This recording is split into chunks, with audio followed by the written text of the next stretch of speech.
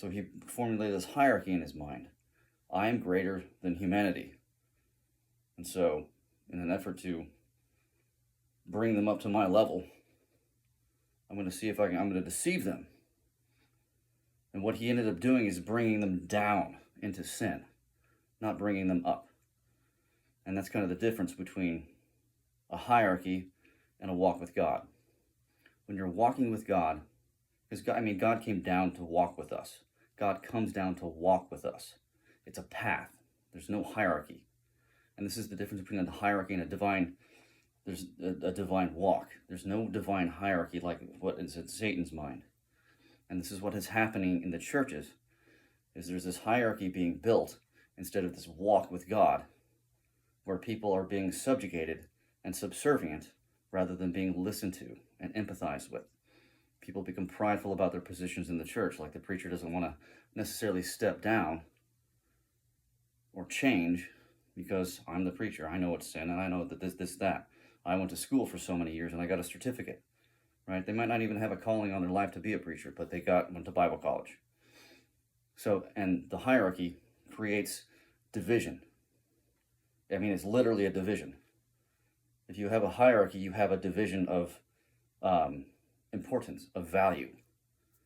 That's what creates the division, is the hierarchy. And this is what happened again in the conceptual story of the Garden of Eden. The Garden of Eden is Satan caused division between God and humanity. And now we're here. And the only way to reconnect and bridge that gap of division is by understanding the fear of the Lord is the beginning of wisdom. And what that means is when we are walking in a lot of sin, and we have hierarchies in our mind that cause division, like in the churches, we are actually walking in evil. And because we're walking in evil, we have a fear of God. And so when we have this fear of God, we don't want to necessarily take Jesus into our heart because our pride is built up too much. So we don't want to humble ourselves and admit our weakness, which then empowers God to empower us to walk with him. Again, I'm saying him because paradigm. So we have to admit our weakness, and this is the understanding of the fear of the Lord, is we still have sin in our hearts. Meaning we have to accept Jesus into our heart every single day to wash that sin away. Because there's some foolhardy notion, this goes on in the Catholic churches a lot, that human beings can forgive sin. No, you can't. Jesus, God, the Holy Spirit are the only ones who can.